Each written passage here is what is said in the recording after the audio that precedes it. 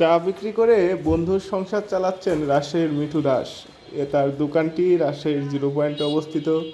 এই দোকান আগে তার বন্ধু আলামিন চালাতেন।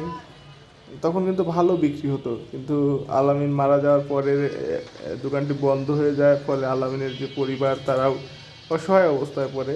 সেখান থেকে মিঠু শেখ দোকানটি পুনরায় চালু করেন।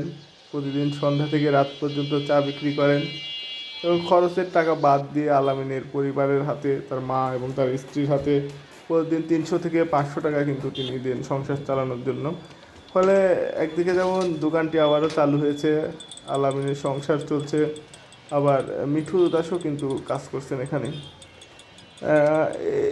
এমন ঘটনায় কিন্তু আলামিনের এই দোকান চালু এবং তার সংসারের দায়িত্ব নেয় কিন্তু মিঠু শেখের সবাই প্রশংসা করছেন এবং বন্ধুর প্রতি বন্ধুর যে ভালোবাসা, সেই বিষয়টিকেও কিন্তু সবাই সাধুবাদ জানিয়েছেন।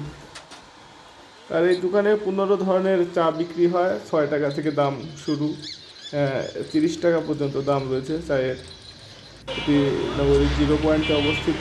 যারা চা খান তারা এই দোকানের চায়ের খুবই প্রশংসা করেন এবং তারা প্রায় এখানে চা খেতে আসেন।